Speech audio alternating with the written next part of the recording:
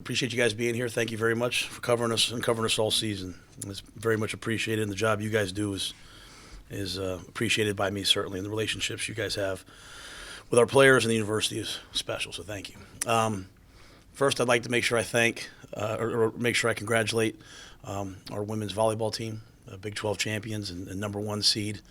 And I hope all the people go out and support Friday night and Saturday, depending on when things are around our game. Hopefully, they come watch us too. But if not, go watch them. So, their Coach McGuire's is a great coach. And you know what? One of the great things about being here is you have a chance to be around all the student athletes. And I see those young women, young ladies train. I see them come back from injury. I see them grind, as do all of our sports. And so, what a great place to be! What a great time to be at great time to be at Baylor. And hopefully, we can do our part on Saturday to contribute to the championship culture that is here, both on and off the field. I'd like to talk about the season first, and because I think I always have a what's next mentality, but it is the end of the season, and so I just am tremendously grateful to our staff, to the support staff, and to our players for their work and their trust and their just not just living the process, but defending the process and staying focused. I think what they've done the last 2 weeks is amazing.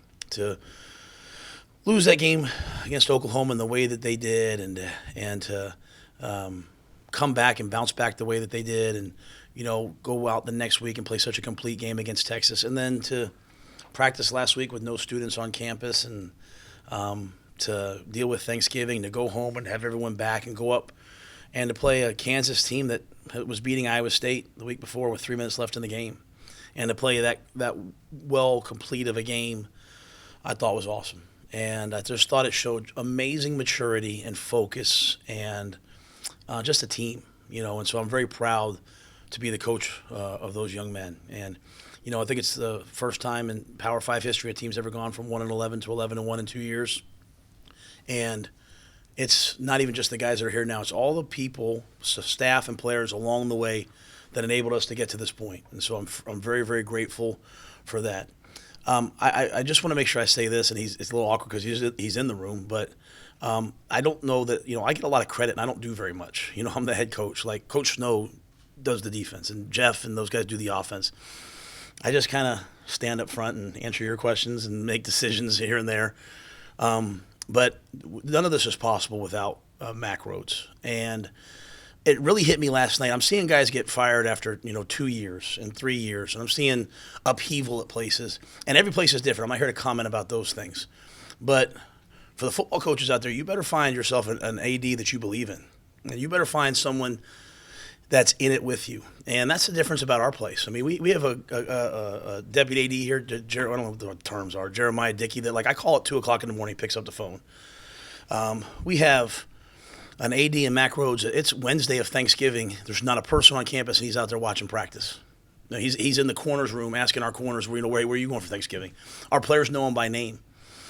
There's not many places where the players know the AD by name, or the deputy AD, or the senior women's administrator. I mean, they know our people. And so I'm just so grateful for that part of this. And that's why this getting to 11-1 and going to the conference championship game means a lot to me, because there's so many people that believed when it was hard to believe, and there's so many people that have supported us all along the way. And so I just want to make sure I say that I'm grateful for all those people, and that's why we are where we are. Now, we have an opportunity to play this week and play against a great team in Oklahoma. And as I told our guys, man, let's not make this about the Big 12 championship. Let's not make this about the college football playoff. Let's not make this about a ranking. Let's not even make this about Oklahoma. They're a great team. Or a rematch. Let's just make it about us. Let's try to go 1-0 this week, just like we did all year, and see what we do. So we're going to go out there and play our best game against a great team in a cool atmosphere and see what happens. And so I'm excited. I've been a head coach for 7 years. And when I say that's Phil Snow, Mike Sarava. We've all been together for 7 years. It's our third championship game in 7 years. And to me, that shows a lot of kids who have bought in and gotten to this point. And so hopefully we can go play our best game and see what happens. So that was long. I'm sorry, but appreciate you guys allow me to thank those people. Matt, do you just focus solely on OU, or do you even mention the CFP to the players? I don't. I think you probably know me enough to know I don't say those things. We haven't had a lot of success when we've talked about, hey, if we do this, we get this. You know what I mean? Like, we haven't had a lot of, like last year I did that, and we played really tight against Iowa State and TCU. So we played way better when it's been like, let's just go play. And here's what's special about our players. I think it's the most competitive group of young people I've ever been around. I'll probably start getting a bunch of calls from former players now, but saying, "What about me, coach?" But like if at the end of a practice I said, "I'm not sure who's faster, Taekwon or Boogie," they would literally race for like an hour, but then Fleeks would say, "No, I'm faster," and then Gleason would say, "Well, wait a minute, I ran this," and then they would be out there racing. I mean, for like an hour. Bravion, would probably say, "I'm the fastest guy over 300." I mean, it's amazing the competitive nature of our guys. So what I've found works with our players is just to say, "Hey, let's go compete." Like, to go to Kansas and play in that weather, and there weren't very many people in the stands. It was less people maybe than Rice. And I mean, just because of Thanksgiving or whatever, I'm not saying that in a disrespectful way. And our guys went out and competed. And then in the fourth quarter, like, that defense wanted a fourth quarter shutout. Like, I literally, like, Jay Will was screaming at the guys that were out there playing, and we finally stopped them at the 2 and got the fourth quarter shutout. Just a competitive group. So to me, when I start talking about CFP and da-da-da-da, it becomes a whole bunch of other stuff, right? When I just say, let's go play, man, we got a special group of kids when we do that. Matt, that first game against Oklahoma, Perkins, I think, had 3 sacks for them. That was really tough to stop. How important will it be neutralizing him and then obviously just avoiding negative plays? Yeah, and a couple of those were quarterback draws, so we're kind of running Charlie anyway. But Perkins is a great player, and Gallimore's a great player, and Kenneth Murray's a great player. And they do a lot on defense. They stem and they move. So their defense is built to create negative plays. And so, really the story of that game was we played really well on offense in the first half and then just kind of couldn't make a play in the second half. Even that first, long run, we fumbled on and just couldn't quite catch a ball on third down. So, to me, I think they'll make some negative plays because they're built to do that. So, we won't try to neutralize them, don't get me wrong. But to me, it's about us creating explosive plays. And, we understand that Coach Grinch is a really good defensive coordinator. Like, they move and they stunt and they blitz and they pressure. So we've got to get the ball to our best players and let them go make some plays. And that's when we're at our best, when we just kind of isolate some guys and get them the ball. And then we have to find the semblance of a run game. I mean, they are built to take away the run game and make you through it. We threw it pretty well the first game. We just have to have some runs to go along with that. You talked about, not looking back too much, but have you thought about just the symmetry of 2 years ago, ending the season in DFW? You guys were talking about we're going to a bowl next year, we're going to a bowl next year. Now you're back here 2 years later in the Big 12 championship game. Yeah, I think there's a lot of those parallels and storylines, and we're staying at the Omni Fort Worth. I mean, it's like the 4th time in 3 years we're staying there. TCU twice, AT&T twice. So TCU this year, I think we decided to stay somewhere else though, right? So, I mean, there's a lot, we're kind of familiar with the drive. Like I said to Sean, are we going to Heart 8 Barbecue, please? Yes, we're going to, that's all set up. We're going to that same movie theater? Yes. So it's a place we're familiar with. But OU's familiar with it too. They've been in this game 3 years in a row. So this is their 3rd year. So, I talk about those things just to make sure our players learn the lessons of them, and not really our older players. Their lessons have been learned. It's the young players. Like, I expect us to come back to this game at some point. Hopefully next year, if not next year, the year after. We're going to battle to come back to this game year in and year out. And so really I'm trying to teach the young guys in the room, hey, this is what it takes to get back here, and this is the focus you have to have, and here's how you have to handle Thanksgiving. And so, hopefully this is just the start of many successful, attempts at this game. Matt, I would think that the best recruiting is the fact you're playing Saturday and all the attention, but how do you handle when you normally would be on the road at this particular time? You'd rather be playing in a game, but how has that affected recruiting, if at all? Yeah, I mean, all the other staffs in the country are on the road recruiting today. They're in houses and we're not. So that puts us, maybe us in Oklahoma, a little bit behind. I think our recruits know why we're not there. Luckily we had 2 huge home games at the end of the season, where a lot of our recruits were able to come that weren't still in the playoffs.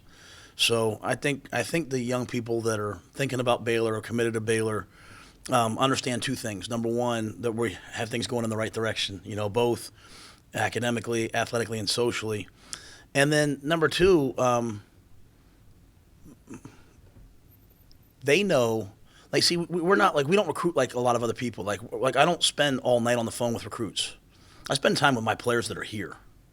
And so sometimes in recruiting, people want to go to a logo, or sometimes they want to go to the coach that shows them the most love, right? And it's like my son is having a procedure done today. Okay, so he went up to Cook's Children's, not a big deal, like little thing, right? But my wife and I were trying to figure out what to do with our son. Like, I didn't send him to the doctor that had showed him the most love. I didn't send him to the doctor with the coolest looking hospital building. I sent him to the best. I sent him to the doctor that was the best.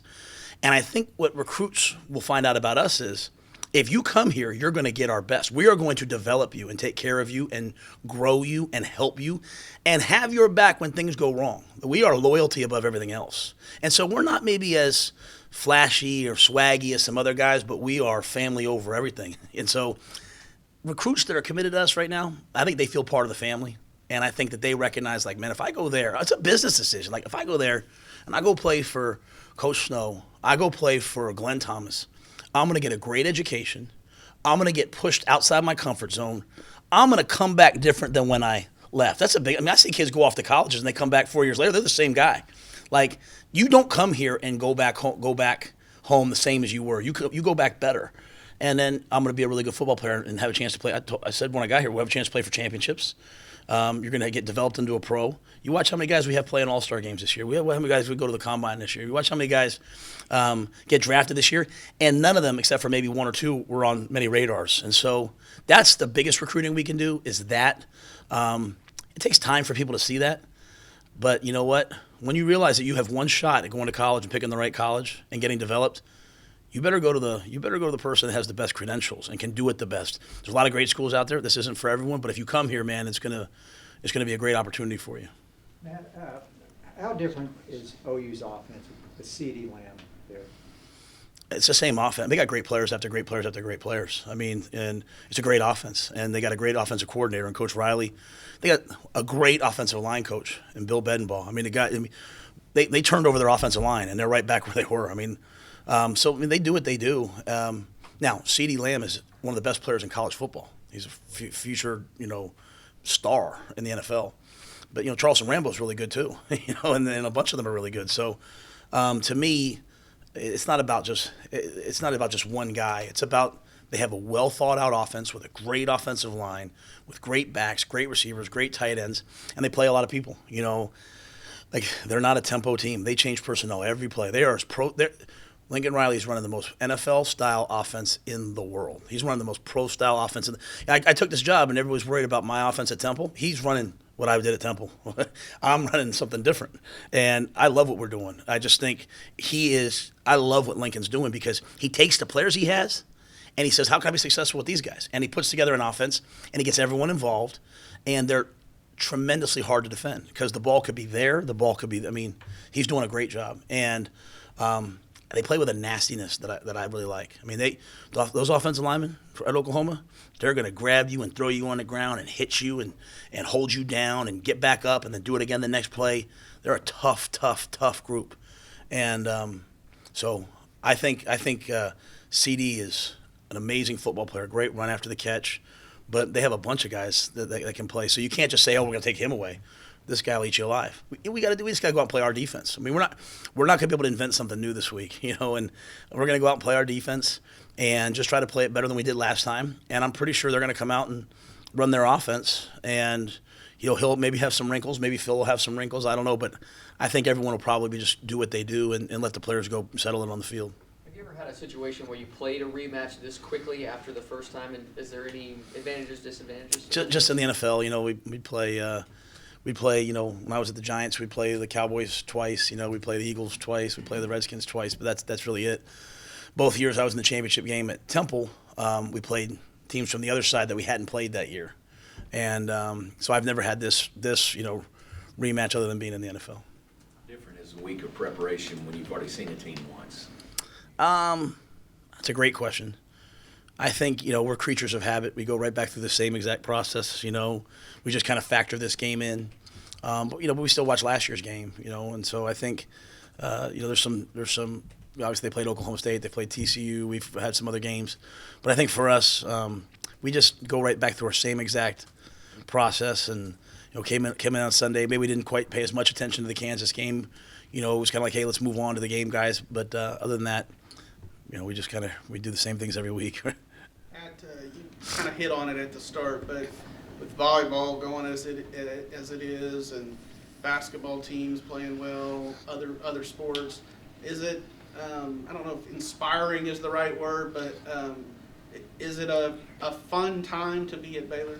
Well, yeah, and it's been that way since I got here. It's been that way since before I was here. So I want to make sure I say that. It's like the first year we weren't very good, as you well remember, and everyone else was going. I'm going to basketball games, and we were number one in both men's and women's basketball that first year. And I'm sitting like, we better start doing our part here now.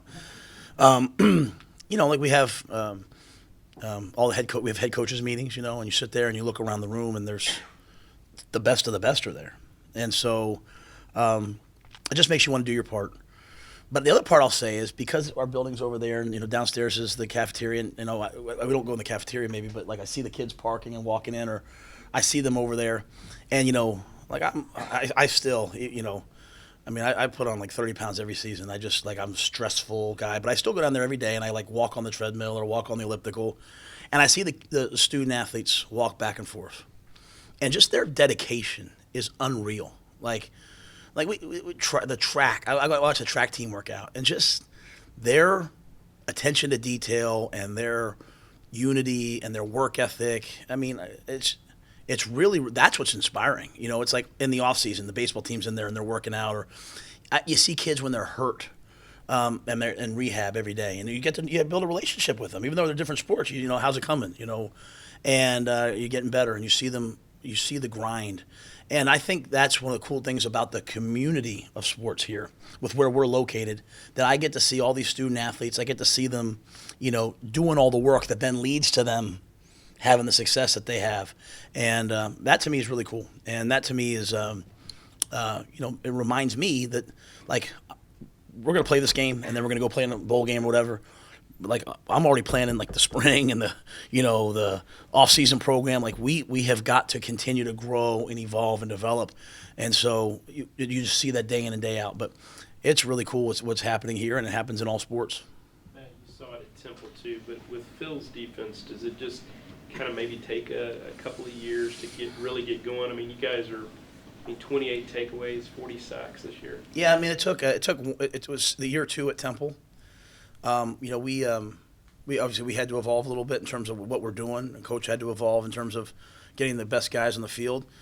But it's the same players as last year. That's the cool thing, right? I mean, it's Chris Miller, it's Henry Black, it's Jamison Houston. It's pretty much the same players, and they get developed, they get coached, and they accept coaching. And you can coach all you want. If the player doesn't want to get better, or doesn't trust you, or doesn't have a relationship with you, it doesn't matter. And you watch them evolve and play their best. And then that's when it takes hold, because the young players know nothing else, right? Like Garmin Randolph is in the middle of his redshirt year. He knows nothing else other than, this is what we do here. We practice this way, and they learn from the older guys. That was what was great about the game. I mean, we have Matt Jones out there who's redshirting, playing the whole fourth quarter at Mike linebacker, and he's got Ross and Terrell Bernard and those guys yelling and screaming at him, make this fit, do this, comes off the field. They're like, they're coaching him. He's in his redshirt year. he's going to play. I think he has one more game left, and then he'll fight for a starting job next year. So it takes time, but once it takes hold, to me, then then it's kind of cultural. The guys understand, hey, this is what we're having, and that's kind of where we're at on the offensive line too. Like, I mean, we got guys, hey, he's the backup at 3 positions because of injuries. We've kind of moved guys around all year. But once it takes root, in those positions where you're really strong on the offensive and defensive lines, you can be really good. And that's why Oklahoma's so good. They're so good on the offensive and defensive lines as well. Matt, you mentioned Chris Miller, obviously a big part of your defense. As far as the targeting calls, do you tell them to still be aggressive but be more careful? Or I was wondering how y'all handle that. Yeah, so he had the first one. He had 3 different kinds. It wasn't like it was the same thing. So the first one was, I think they call it 913. It was the crown of the helmet. They said he hit with the top of the helmet. It wasn't even flagged on the field. It was review, and it wasn't our conference with no conference. And it was right call, right? So we don't want us to hit with the top of our helmet anyway. That's where you get hurt. So we don't want to hit with our helmet. We actually have a company that we use that monitors helmet contact for us because we're trying to keep our numbers really low. We don't want to make contact with the helmet. And so, we use this company Atavis, and the same foot, same shoulder. And so then we said, hey, you got to change that. So then he hits the guy at Oklahoma State and doesn't knock him down. So it wasn't like this big, vicious blow-up hit. Doesn't knock him down, but it was, he crouched his head again and hit the guy in the head. So we said, you got to lower your strike zone here. You know what I mean? So we lowered the strike zone. Then the next one, he lowers the strike zone. The guy slides, he hits him. So I think what I said to Chris is, and Phil, so what I said is, Chris, next one you're done for, I don't know how long. And sitting out that game really hurt him. He cares about this team so deeply that my challenge to him was, hey, these big blow-up knockout shots you're going for are going to result in you missing games. So we're going to have to be physical, but we're not going to be able to, have a big hit, okay? And then I think Phil took it then and then really just drilled it so that he would come in and have a little bit better angle, a little bit better strike zone. The most important thing is keep his head up. And that's the rule, right? I don't want to sound like I'm complaining about the rule. We want to keep players safe, and both the other opposing player and our player. But we take it seriously. Like we literally, every Sunday we get a report. This is, our tackling efficiency, things we can do better, but also, most importantly, is the percentage of helmet-to-helmet contact or helmet contact, because we don't want to make contact with our helmet. And we've had to change that with Chris. I didn't play him in the second half last week. I was like, okay, he's done. Go stand over there, because we wanted to have him for this week. How much did that help, or you think it helps Charlie that not only did he not play the second half, but I think he only had one carry other than the sack? Yeah, we weren't going to carry it. We weren't going to run him, unless need be. And I think last week was really good because he didn't practice on Tuesday. He wanted to practice on Tuesday. But he practiced a little bit on Tuesday, maybe. He practiced on Wednesday. But it was really good for Gary and Zeno. They got a chance to be the guys, run the 2-minute drills in practice, all that stuff, and then they got a chance to play in the game. So, we wanted to win, and we wanted to play our best football. We thought running the quarterback was going to be a big part of the game, and so we had a plan to have Gary ready to go, and we also knew it was going to be 20-mile-an-hour winds. I mean, the wind was unreal, to throw the ball the way we did. It was impressive by those guys with the wind and all that. So I'm glad he's, we were able to play that game, play really well. Denzel didn't play in the second half. The D-line didn't play in the second half. Chris didn't play in the second half. Some positions we needed guys to play in the second half. It was really good for our young players to have a chance to play. I was happy that a lot of guys who've grinded all year long have had a chance to play. I think Bohannon has a real good future. I think Gary Bohannon's going to be an amazing quarterback for us, and I think the same thing about Zeno. I think they both have great arms. They both can run, but most importantly, they're both tough and really, really loyal guys. Like I'm going to walk in that building later today, and this is their day off, and I don't monitor it, but I can promise you that Garrett McGuire. I'll probably have 50 text messages from Garrett McGuire about this should be in, this should be in, you should be doing this. Gary Bohannon, Zeno, those guys, Bo Brewer. I mean, we have guys come in and prepare at the highest levels on their own. And I want to make sure I say this. The reason why we are having the success we're having is because of the guys who don't play. Like the guys on our scout teams. We have this kid, Colby White. He played Jalen Rager 2 weeks ago, and last week he played Puka. And literally, I could have made a highlight film from him making guys, miss tackles. I mean, he's and he walked on here, and I told him the other day in the team meeting, I said he's going to end up playing here, So, and playing. He's going to be a really good player for us. But it's all the guys on the scout teams to me that do a great job. But I love the quarterbacks because I love their preparation, and I think they both have tremendous talent. And they've had a chance to play this year, which it takes a lot of quarterbacks to play in college football nowadays. Did you have any trouble recruiting them? Well, it wasn't easy. They made it hard. I mean, Gary, he's coming from Arkansas. He had a lot of opportunities to go a lot of different places, but kind of what we talked about. Everybody did, yeah. I mean, he had a lot of offers, and then Jacob was an Elite 11 player, and he had a lot of opportunities. But I think that they both saw, sometimes when you're quarterbacks, you want to play so much and that's why you see a lot of guys transfer real quickly. I'm not playing. To me, only one quarterback can play at a time, but you can be getting developed. And so if you want to go be an NFL player, you better go somewhere as a quarterback that's going to develop you into a complete and total player. And that development happens while you're not playing. Now, you need to play at some point, don't get me wrong. But for Gary's redshirt year last year, he got developed. And Glenn did an amazing job with him. He's so much further ahead than where he was. And then you watch Zeno, right? Zeno got out there and whipped that ball to J-Red through a rope. And you see their level of development. They're getting developed even while Charlie's a starter, and they're improving. So when it is their time, they'll both play at a really high level. And then when the time comes to go to the NFL, those guys will hopefully be NFL players because of the things that they're doing now as freshmen and sophomores that no one sees. And that's why I mentioned our scout teams. That's the message for our team as we sit here with some gratitude about the season we've had. It's all those players that we had 3 players show up on Friday that weren't even traveling. We had, Will Williams, Hakeem Vance, and Yadre Zuzwa. They weren't traveling, and they showed up to practice just to help before we got on the plane and left. I mean, you don't see that very often, and so there's just a lot of people that have committed to sacrificing to being a part of the team that's allowed us to have success. Thanks, guys.